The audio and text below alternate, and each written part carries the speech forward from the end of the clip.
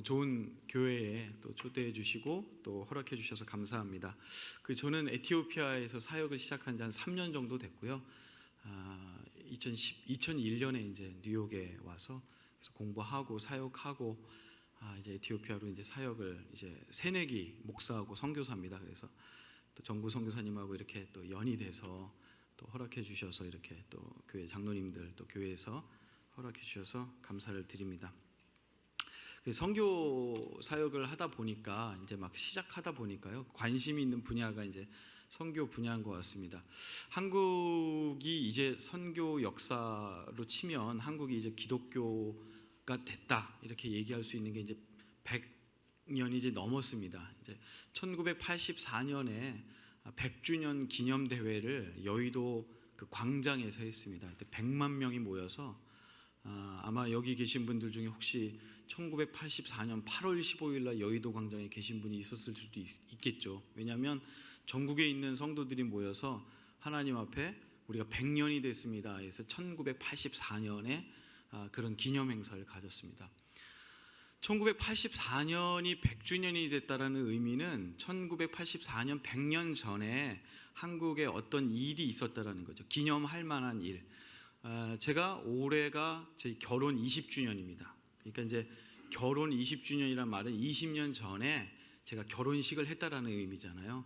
그러니까 100주년이 됐다라는 의미는 100년 전에 어떤 일이 있었는데 그걸 기념하기 위해서 우리 성도들이 모였다라는 의미죠. 이 두 가지 그런 어떤 그 이야기들이 있습니다. 어떻게 우리가 1984년을 100주년으로 삼았는가? 그 첫 번째로 이제 많은 분들이 얘기하는 게 알렌 선교사님이라는 그 의사 선교사님이 한국에 그때는 조선이죠. 최초로 그 정부로부터 허가를 받고 기독교의 사역을 공식적으로 시작한 해가 1884년입니다. 여러분 재중원이라는 그 드라마가 예전에 있었거든요. 그 재중원이라는 그 의료기관이 한국 최초로 외국 선교사님들이 너희들이 이제 포교 활동을 해도 좋다라는 허가를 받은 해가 1884년이 돼요. 그때 알렌 선교사님이 했던 거고요. 그 다음 해에 두 번째 정설은 뭐냐면 우리가 알고 있는 이제 언더우드 선교사님이라든지 아니면은 아펜젤 선교사님 같은 분들이 그 다음 해부터 선교사님들이 막 물밀듯이 들어오기 시작했습니다. 그게 1885년이에요. 그래서 이 두 가지 이 사건이 우리 한국 기독교에는 굉장히 중요한 어떤 포인트가 된다. 그래서 이제 1984년이 100주년이 됐죠.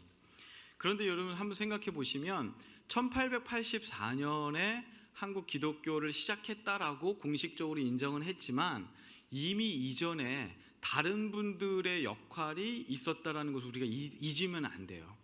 왜냐하면 갑자기 알렌이라는 선교사님이 와서 문을 이렇게 두들겼더니 정부가 이렇게 문을 확 열어준 게 아니거든요.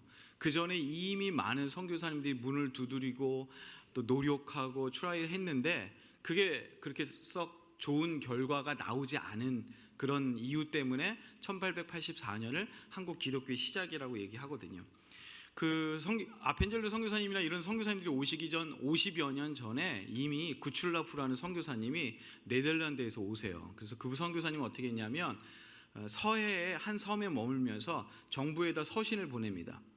내가 네덜란드에서 온 선교사이니 이 조선 땅에서 내가 포교 활동을 할 수 있도록 허락해달라. 그때 이제 국왕이 누구냐면 순조인데 우리는 중국 정부로부터 허락을 받지 않으면 해줄 수 없다라는 이제 통지를 받고 몇 달 보내지 못하고 다시 본국으로 돌아갑니다. 있으면서 그런데 한문으로 성경을 나눠주고 주기도문도 가르쳐주고 그 감자 제법법도 가르쳐주면서 나름대로 선교 활동은 했으나 허락을 받지 못하고 다시 돌아가요. 그리고 나서는 어떤 일이 있었냐면 18년이 지난 다음에 20년 정도 지난 다음에 토마스 선교사님이라는 분이 또 다시 문을 두들깁니다. 여러분 이 토마스 선교사님을 좀 기억을 했으면 좋겠어요. 이 선교 사역에 한국 기독교 선교 사역에 굉장히 중요한 역할을 하신 분이더라고요. 그래서 이분의 한번 활동을 제가 설명해 드릴게요. 중국에서 이제 파송을 받아서 옵니다. 그런데 이분은 뭘 타고 왔냐면 상선을 타고 와요. 그래서 미국 정부의 상선을 타고 평양으로 들어옵니다. 그래서 이 평양에 들어오는데 대동강을 따라서 이 배를 타고 통역의 역할을 감당하기 위해서 들어왔어요. 그런데 이제 이게 들어올 때는 물이 많아가지고 홍수가 나고 이제 우기가 되다 보니까 들어왔는데 이 정박을 하다 보니까 이게 물이 다 빠져버렸어요. 그래서 이 배가 꼼짝을 못하는 거예요. 그래서 평양의 이제 정부의 지방 관리에게 우리가 여기에 정박할 수 있도록 허락해달라. 그런데 이게 이 당시에는 그게 허락이 되지 않았어요. 그래서 평양에 있는 사람들이 이 배를 습격합니다. 함부로 들어왔다. 너는 우리나라를 침략하는 나쁜 사람들이라는 오해를 받고 셔먼호가 불타버립니다. 이 토마스 선교사님도 이 배 안에 있었어요. 이 선교사님은 한문으로 된 성경을 가지고 들어왔어요. 그러면서 막 배가 불이 타니까 할 수 있는 일이 없잖아요. 그 성경을 막 그 대동강으로 막 뿌렸어요.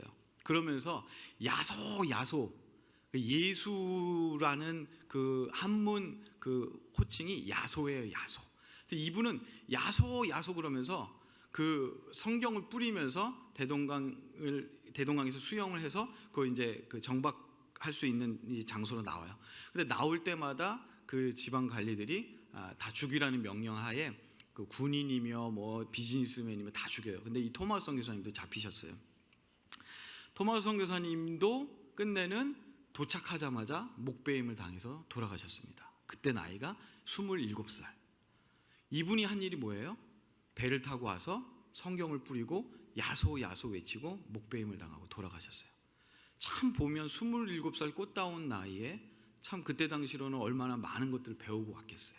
그런데 할 수 있는 일이 없었어요. 그냥 야소 외치고 성경 나눠주고 목베임 당해서 27살 나이에 돌아가신 거 외에는. 이때 선교사님이 돌아가시기 전에 성경 한문으로 된 성경을 누구에게 주냐면 박충건이라는 포교에게, 자기를 죽이는 사람에게 성경을 줍니다. 이거 한번 읽어보시오. 근데 이 박충건이라는 사람이 받고서는 누구에게 줬냐면 자기가 읽지 않고 조카 이영태라는 사람에게 이 성경을 줬어요. 근데 이 성경을 너무너무 재밌게 읽었어요. 이영태라는 사람이 성경을 읽다가 예수를 믿었습니다. 그런데 이영태가 누구냐? 한국 최초로 한문 성경을 한글로 번역한 사람이 됐어요. 그러니까 이 토마스 선교사님은 한 게 없었잖아요. 그냥 야소 성경을 나눠준 거. 그런데 박충건이라는 사람이 받고 이영태라는 조카에게 줬는데 그분이 예수를 믿어 한글 성경을 최초로 번역한 사람이 이영태가 됐습니다. 두 번째 두 권 나눠줬는데 두 번째로 나눠준 사람이 누구냐면 최치량이라는 12살 소년에게 나눠줬어요. 너 한번 이거 읽어봐라. 그런데 이 어린 소년이 겁이 나니까 이걸 누구에게 주냐면 박영식이라는 사람에게 줬는데, 여러분 그 성경 그 설교 시간에 아마 예화로 많이 들었던 그 예화가 뭐냐면 그 성경을 찢어가지고 막 벽에 막 도배를 했다. 그래서 아침에도 성경 읽고 저녁에도 성경 읽고, 그 사람이 바로 이 박영식이라는 사람의 집에서 있었던 일이에요. 박영식은 여관을 했는데 자기도 재미있게 읽었는데 읽다 보니까 이제 그 방에 종이가 없다 보니까 이 성경을 그냥 붙여놓은 거예요. 그리고서는 자기도 성경을 읽다가 예수를 믿게 됐어요. 그래서 한국 최초의 교회 널다리꼴 교회가 이 박영식이라는 사람의 집에서부터 시작한 교회가 널다리꼴 교회가 됐고, 이 널다리꼴 교회에서 무슨 교회가 됐냐면 장대현 교회로, 한국 최초의 이 교회로 발전되는 집이 이 박영식이라는 사람이에요.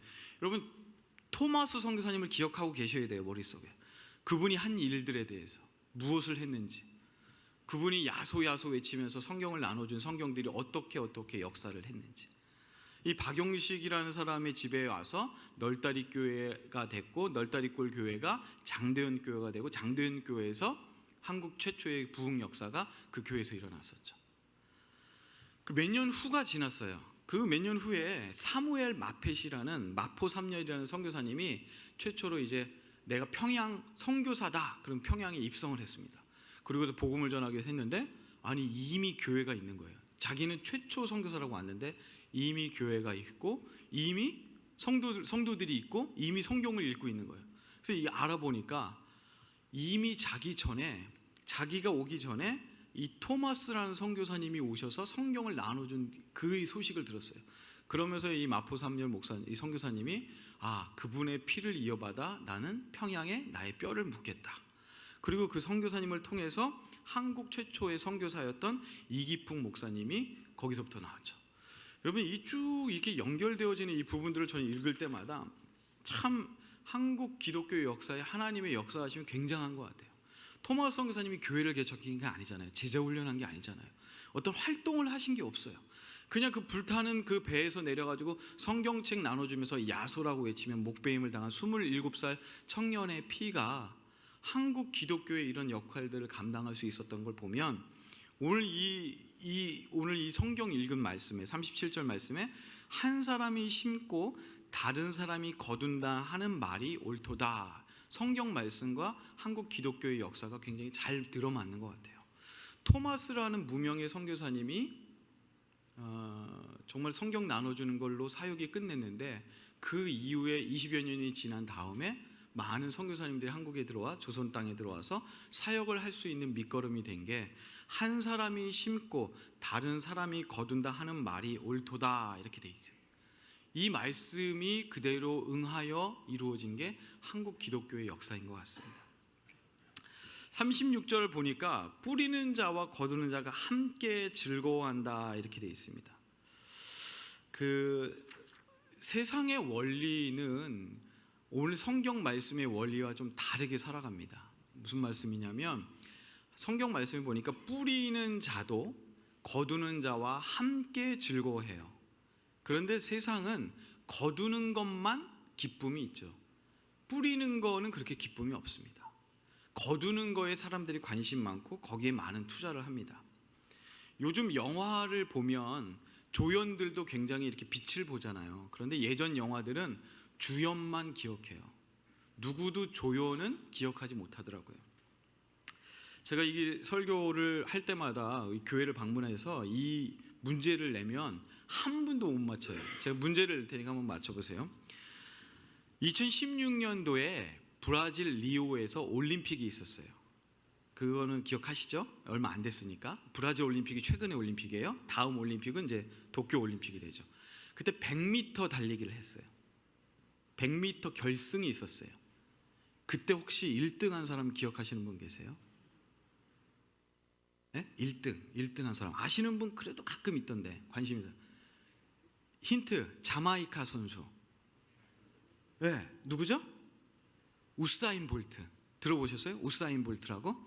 이 사람이 3연속 올림픽을 금메달 딴 거예요. 그러니까 12년 동안 세계에서 넘버원인 거예요. 이게 엄청난 기록을 가진 선수거든요. 문제는 우사인 볼트가 아니에요. 문제는 뭐냐면 2등 한 사람.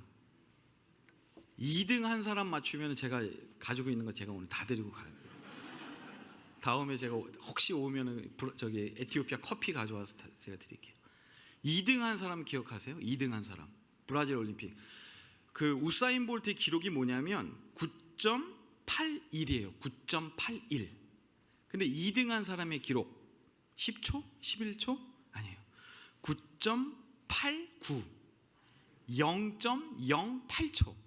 1초도 아니에요. 0.1초도 아니에요. 0.08초. 눈 깜빡할 사이가 아니라 사람의 눈으로는 알 수가 없어요. 누가 먼저 들어왔는지. 0.08초 차이로 2등 했어요. 아무도 기억 못해요. 가족과 친구 외에는 아무도 기억 못해요. 세상이 그렇잖아요. 누가 1등을 왜 우사인 볼트도 기억 못하는데 시간 지나면 2등을 누구냐. 저도 꼭 이거 할 때마다 기억나요. 저스틴 게틀린이라는 미국 선수예요. 근데 저는 며칠 전에 미국에서 큰 육상 대회가 있었나 봐요. 저스틴 게틀린이 나왔더라고요. 얼마나 반갑던지 제 친구 같아요. 왜냐하면 아무도 기억 못하거든요. 저스틴 게틀린은 9.84 세계적인 선수인데 아무도 기억 못해요. 왜냐? 1등이 아니니까. 세상은 그렇더라고요.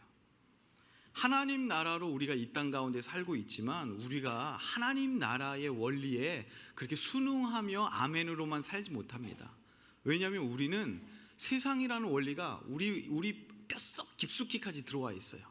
1등이 최고고 주연이 최고고 거두는 거, 그리고 우리가 이렇게 스포트라이트 받는 거, 이거에 익숙하다 보니까 하나님 나라를 섬긴다라는 하나님의 백성조차도 하나님 나라 원리, 그게 뭐냐면 심는 자도 거두는 자도 하나님 나라에서는 같은 즐거움, 같은 가치를 부여받았어요.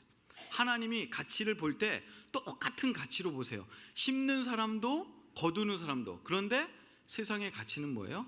심는 사람은 기억 못해요. 거둔 사람이 누군지, 누가 거뒀는지, 그 사람만 스포트라이트를 받는 게 인지상정인 것 같습니다.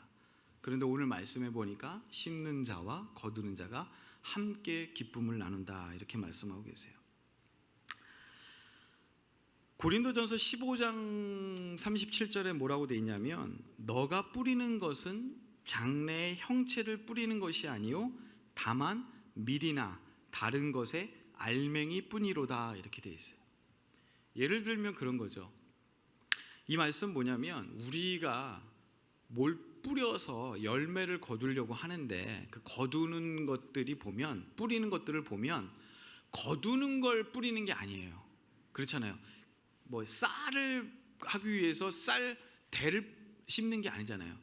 오이 하나를 거두기 위해서 오이를 심는 게 아니잖아요. 그 형체의 씨앗을 심는 거잖아요. 그러니까 이게 참 힘든 거예요. 우리가 하는 사역이 그렇다는 거예요. 사도 바울이 볼 때 선교의 사역이든 교회의 사역이든 우리의 사역이 뭐냐면 눈에 보이지 않는 것을 심는 거잖아요. 만약에 우리가 지금 당장 눈에 보이는 것을 심는다면 우리는 참 기쁨으로 야, 요게 그대로 나겠구나. 근데 미래를 알 수 없는 형체의 알갱이를 심는데요. 이러니까 우리가 힘든 거예요.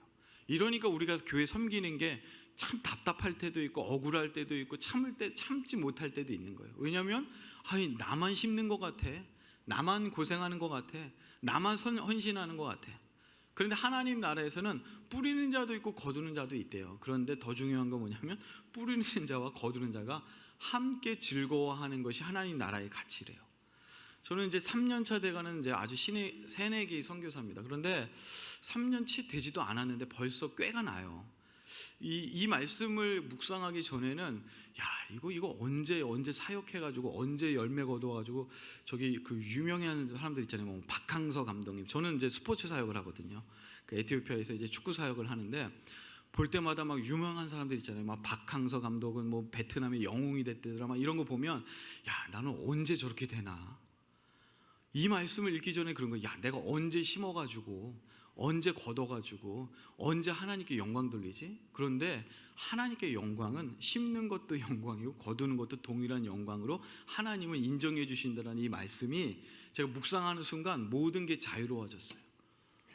이 하나님 나라를 섬기는 거, 교회를 섬기는 거 자유함으로 섬겨야 되잖아요. 그런데 이거 우리 교회가 심었는데 이거 언제 먹지? 이거 우리 선교회가 심었는데 이거 우리 언제 먹지? 이거 내가 심었는데 내가 죽기 전에는 먹을 수 있을래나? 내가 죽기 전에는 이거 내가 빛을 볼 수 있을래나? 이 답답함들이요, 얼마나 사람의 마음을 조급하게 하는지 몰라요. 제가 3년도 안 됐는데 막 해야 되는 것 같아요. 빨리 해야 되는 것 같아요. 왜냐하면 빨리 거둬야 된다는 그 마음, 내가 심었으니 내가 먹어야 된다는 그 욕심이 저를 붙잡고 있으니까 자유함이 없더라고요. 근데 이 말씀을 읽었겠죠? 언젠가는. 그런데 이 현장마다 다르더라고요. 하나님의 말씀은 현장마다 달라요. 이 말씀을 읽는데 제가 멈출 수 있고 쉴 수 있고 슬로우 다운 할 수 있도록 참 하나님의 인도하심이 있었던 말씀인 것 같아요. 안 그랬으면 지금도 막 이랬을 거예요. 그런데 이 말씀 보니까 뿌리는 자도 거두는 자도 또한 우리가 뿌리는 것은 장래의 형체를 뿌리는 게 아니라 다만 알갱이 뿐이다, 이렇게 말씀하시는 그 말씀이 저에게는 참 자유함으로 주셨습니다.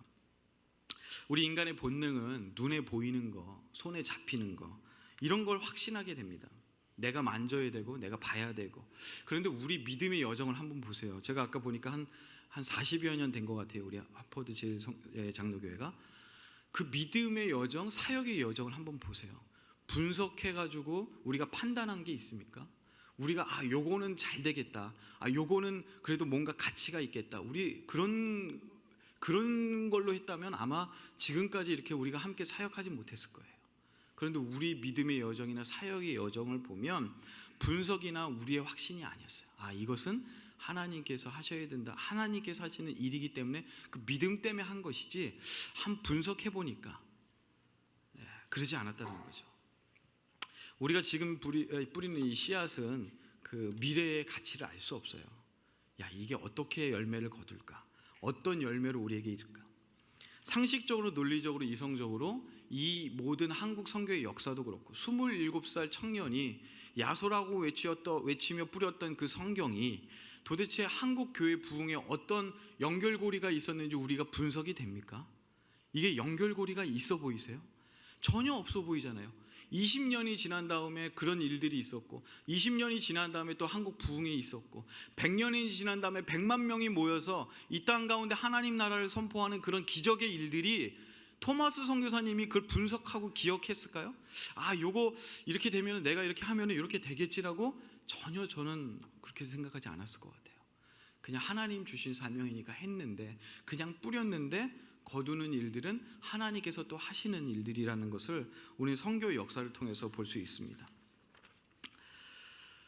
저는 이 과정을 보면서 참 무모한 일들이 참 많았던 것 같아요. 기독교의 역사도 그렇고 선교의 역사도 그렇고, 참 무모하다, 참 어리석다, 참 이성적이지 못하다. 그게 믿음의 여정으로 우리가 보지 않으면 참 우리가 이렇게 감당할 수 없는 일들이 참으로 많습니다. 도대체 저런 의미가 무슨 의미가 있을까? 저렇게 기도한다고, 저렇게 섬긴다고, 도대체 어떤 세상의 변화가 있을까? 참 그것들이 우리를 막 공격해요. 우리로 하여금 섬기지 못하게 하는 일들이 많은 것 같습니다. 제가 미국에 오기 전에 이미 부모님들이 한국에 오셨었어요. 그래서 저는 한국에 있으면서 저희 외할머니가 돌아가셨어요. 그런데 이제 어머니가 피치 못할 사정으로 나오지 못하셨거든요. 저희 외삼촌하고 저하고 이제 상주가 돼서 하는데, 여러분 기억하시겠죠? 한국 상주가 되면은 씻지 못하고 먹지 못하고 3일 동안 병원을 지켜야 되잖아요. 근데 제가 그때 학생이었고 너무 힘들더라고요. 근데 할머니 돌아가신 것도 힘들지만 그 3일 동안의 과정이 너무 힘들었어요. 그래서 빨리 끝났으면 좋겠다라는 마음이 막 생기는 거예요. 그래서 3일째 이제 장지에 가서 이제 화장을 하고 아주 친한 분들만 이제 모시고 이제 가더라고요. 그래서 제가 운전을 하고 갔는데요. 이제 다 끝났어요. 다 끝나서 마음이 막 이제 홀가분한 거예요. 그래서 이제 생각이 거기 집중이 안 돼요. 이제 빨리 좀 쉬어야 되겠다 이러고 있었는데, 이제 집으로 가는 길에 이제 여러 할머니들을 모시고, 그때 할머니 이제 친구분들이시죠. 모시고 이제 집으로 이제 제가 운전해서 가는데, 뒤에서 이제 할머니 한 분이 저를 이렇게 건드리시는 거예요. 그래서 어깨를 두들기면서 네가 연순이 아들 인섭이니 이렇게 물어보시는 거예요. 근데 저희 어머님이 이제 오자 연자 순자 되시는데, 시골은 다 부모님 이름의 아들 뭐 이렇게 부르더라고요. 그래서 연순이 아들 인섭이 이렇게 물어보시더라고요. 그래서 제가 큰아들 정인섭입니다 이렇게 이제 인사를 드렸죠. 그랬더니 그 할머니가 내가 누군지 아니 그러시는 거예요. 내가 누군지 아니 그러시는 거예요. 할머니 분들은 뭐 조금만 이렇게 연관이 있으면은 막 이렇게 좀 아는 척 하고 싶어 하시잖아요. 뭐 또 신학교도 다닌다 그러고 뭐 나중에 목사가 된다고 막 그러니까 이분이 저를 이렇게 두들기는데 내가 누군지 아니 그러시더라고요. 그래서 제가 잘 모르겠어요. 제가 그걸 어떻게 알겠어요. 고향 떠난 지도 오래됐고 할머니 친구분들이니까 잘 모르잖아요. 그랬더니 내가 니네 뒷집에 살던 할머니야 그러더라고요. 뒷집에 살던 할머니. 하여튼 뒷집에 사는 것도 굉장히 연관성이 있겠지만 그분은 굉장히 큰 의미를 두신 것 같아요. 뒷집에 사는 할머니야 그러더라고요. 그래서 예, 몰라 뵀네요. 죄송합니다. 이렇게 이제 말씀드렸더니 뒷집에 사는 할머니가 도대체 뭔가 이렇게 이제 가다가 생각을 했어요. 저희 어머니가 미용실을 하셨거든요. 제 어렸을 때 시골의 미용실이에요. 그냥 의자 하나 놓고 이렇게 하는데, 저희 어머니가 일찍 결혼을 하셨고 이제 아버님이 이제 지금은 이제 예수를 잘 믿으시는데, 예수 믿기 전이라 약주를 많이 드시면 또 어머니를 많이 때리셨나 봐요. 제가 어렸을 때 좀 기억이 나요. 그래서 미용실을 하는데 맨날 얼굴이 불그락불그락한 거예요. 이렇게 막 멍도 들고 뭐 이렇게 막 맨날 그냥 얼굴이 그냥 막 죽을 상인 거죠. 이렇게 남편이 막 때리고 그러니까 그 뒷집 할머니가 저희 손님으로 오셔가지고 저희 어머니한테 인섭이 엄마 그렇게 맞지 말고 교회 가 교회. 교회 가서 기도해. 그러면 남편 술 끊고 예수 믿고 복 받아. 어머니가 들은 말씀 뭘까요? 복 받는 거요? 그거 별로, 예수 믿는 거요? 의미가 없었어요. 남편 술 끊는다라는 소식에 이 어머님 그게 복음인 거예요. 그리고 그때부터 주일이면 저희 동생도 있거든요. 남동생인데 두 아들을 데리고 교회를 무조건 아침부터 간 거예요. 그리고 저희가 순복음 계통인 것 같아요. 그냥 애들은 저 뒤쪽에다 가둬놓고요. 제 기억이 나요. 막 그 살려달라고 막 문을 두들겼던 것 같아요. 막 어른들은 막 그 의자가 없었어요. 거의 막 바닥에 앉아가지고 막 그 어머니는 얼마나 한이 됐겠어요. 이걸 빨리 기도해야 우리 남편이 술 끊는다라는 이 간절함이 너무너무, 그래서 정말로 열심히 저희 어머니 믿었던 것 같아요. 제가 운전을 하고 가다가 내가 뒷집 할머니야라는 그 얘기는 별로, 제가 그 뒷집 할머니랑 전 무슨 상관이 있겠어요. 근데 어느 날 이게 몇 분 정도 지나다가 뒤통수를 딱 맞은 것 같아요. 뒷집 할머니예요. 저희 어머니 전도하신 분이에요. 제가 그때 신학교를 다녔었고 그때 이제 저희 어머니 아버지도 교회를 다니고 있었고요. 지금은 물론 이제 저희 어머니 아버지 이제 장로님이 권사님이시고 저희 이제 교회 고향이 이제 경기도 양평이라 거의 고향 교회에서 이제 섬기고 계시고, 저희 동생도 이제 성공의 신부가 돼 있고요. 저도 이제 목사가 됐잖아요. 그때 이제 이 할머니 돌아가시고 뭐 이런 경황이 없는 게 아니라 그 뒷집 할머니라는 그 얘기, 그분을 만난 거예요. 그분을, 저희 가족을 살려준 분이에요. 그분이 너무, 이게 할머니 울 때보다 더 눈물이 나는 거예요. 할머니 때문에 눈물은 이제 나중에 나오지도 않더라고요. 그냥 아이고 이러잖아요. 근데 그 뒷집 할머니를 만나니까 막 눈물이 막 나는 거예요. 저분이 우리 생명의 은인인데, 그리고서는 이제 뭐 했는데 막 할머니들 우르르 내리고 뭐 흩어졌어요. 그분을 못 찾았어요. 제가 지금까지도 못 찾았어요. 제가 그분 얼굴도 기억 안 나요. 근데 이름 기억날까요? 이름? 그분 이름도 기억이 안 나요. 여러분 한번 보세요. 그게 한 40년 전이에요. 40년 전에 경기도 양평 창대리라는 아주 작은 그 미용실에 오셔가지고 한마디 던지신 거예요. 마치 토마스 선교사님이 야소라고 외치면서 성경책 나눠줬는데, 그게 한국 교회에 어떤 역할을 했나요? 진짜 이 엄청난 역할을 감당했잖아요. 저는 하나님 나라의 역사, 하나님 나라의 원리를 이렇게 생각할 때마다 저희가 이렇게 미리 판단하지 않았으면 좋겠어요. 저희 아마 여기 주보를 보니까 선교를 많이 하시잖아요. 이분은 어떤 사역을 하겠다, 앞으로 어떤 열매를 거두겠다. 하나님의 그 선교의 역사의 흐름을 보면 우리가 상상할 수 없는 일들이 너무 많았던 것 같아요. 여러분, 그 할머니가 대단하신 분인가요? 무슨 신학적 논리를 가지고 설명하신 게 아니잖아요. 근데 40년이 지났는데 지금 겨우 이제 우물 트고 열매를 거두기 시작했어요. 그분이 열매를 거둔 건가요? 근데 오늘 말씀에 지금 그분이 아마 돌아가셨겠죠. 그분이 천국에 계시면 하나님 나라의 원리에 그분은 하나님 나라에서 굉장히 가치 있는 분이 된 거예요. 그분이 저를 뿌린 씨앗이 된 거죠. 사실은 그분이 뿌려서 40년이 지나서 경기도 양평 창대리에서 뿌린 씨앗이 아프리카 에티오피아 아디스 아바바에서 열매를 거둔다라고 누가 상상이나 했겠습니까? 그분이 그걸 기대하고 했을까요? 큰 아들은 목사가 될 거고 두 번째 아들은 저기 성공의 신부가 돼서 이런 사역을 하겠지? 그런 기대가 있었을까요? 아마 그분은 상상도 못했을 거고 저희 집안도 상상을 못했을 거예요. 그 와이프를 때리던 사람이 장로가 될 거라고 상상했을까요?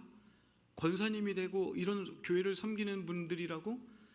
저는 하나님 나라를 섬기는 저와 여러분이 이렇게 분석하고 판단하지 않았으면 좋겠어요. 그리고 뿌리는 사역에 집중했으면 좋겠어요. 그리고 뿌리는 사역을 할 때 뭐라 그러죠? 저도 이렇게 헛웃음이 나와요. 내가 뿌릴 때 이거 언제 거두나, 아이고 이거 내가 걷어서 내가 먹어야 될 텐데, 아이고 그래도 내가 사는 날 동안에 내가 걷어가지고 이 열매는 좀 봐야 될 텐데, 그거 생각하면서 뿌리잖아요. 아이고 얼굴이요, 그것만큼 참 힘든 얼굴이 없어요. 그런데요, 실실이라 그래야 되나요? 그냥 이렇게 미소가 지어져요, 뿌릴 때. 제가 이제 지난 8개월 동안 사역이 주로 이렇게 뿌리는 사역이었어요. 뭐냐면 잔디 구장을 좀 가꿨는데요. 아휴 너무 기쁘더라고요. 거의 이게 일용 노동자의 일이에요. 아침에 일찍 나가면 땅 파고 잔디 심고, 땅 파고 잔디 심고, 물 주고, 그거를 운동장을 하니까 8개월이 걸리더라고요. 그런데요, 물론 날씨는 좋지만 햇빛이 뜨겁죠. 제가 참 뭐 세상 말로 미친 사람 같아요. 저 앉아가지고 뭘 하는데 자꾸 웃어요. 저는 그래요. 제가 거기서 뿌려가지고 내가 꼭 선수를 만들어서 나도 박항서 감독처럼 에티오피아의 정인섭 뭐 이렇게 선교사 막 해가지고 막 무슨 뭐 방송에도 나오고 막 그거 기대하고 하는 게 아니고요. 저는 누군가가 그 뿌린 씨앗 위에 열매를 거둘 거라는 생각을 하고, 또 하나님 나라에 갔을 때 저 정인섭이라는 사람이 야 넌 뭘 거둬왔니? 이렇게 물어보시면 얼마나 제가 쑥스럽겠어요. 그런데 넌 뭘 뿌리고 왔니라고 하면 자신 있게 얘기할 수 있는 것들이 있더라고요. 하나님 저는 이거 뿌리고 왔고요, 이거 뿌리고 왔어요. 아, 하나님 나라의 원리는 뿌린 사람이나 거두는 사람이나 함께 즐거워하고 하나님이 똑같은 가치로 보신다는 생각이 그때마다 헛웃음이 나오고, 그때마다 즐겁고 감사하고, 그것이 기쁨이 되더라고요. 야 얼마나 억울해. 야 이거 내가 뿌렸는데 못 먹으면. 그래서 저와 여러분이 오늘 이 말씀에 선교 사역이 됐든 교회 사역이 됐든 이 말씀을 좀 이렇게 좀 묵상하면서 섬겼으면 좋겠습니다. 하나님 나라에 오늘 말씀 보니까 뿌리는 자가 있고 거두는 자가 있대요. 꼭 거두는 사역에만 집중하지 마시고 뿌리는 사역도, 거두는 사역이 낮고 뿌리는 사역이 높은 것도 아닙니다. 그것도 잘못된 인식인 것 같아요. 하나님 나라에서는 거두는 사람도 반드시 필요해요. 뿌리는 사람도 반드시 필요하고, 그런데 더 중요한 원리는 뭐냐면 뿌리는 사람이나 거두는 사람이나 함께 즐거워하게 하려는 하나님의 놀라운 뜻이 있다는 것을 여러분이 기억하시면서 하나님 교회를 섬겼으면 좋겠습니다. 6살 때 뿌렸던 그 무명의 그리스도인입니다. 이름 하나 기억 안 되면 어떻습니까? 저희 교회 이름이 빛나지 않으면 어떻습니까? 저의 이름이 좀 빛나지 않으면 어떻습니까? 그 무명의 그리스도인이 뿌렸던 씨앗이 40년이 지나서 겨우 이제 우물트기 시작하고 이제 누군가가 열매를 거두겠죠.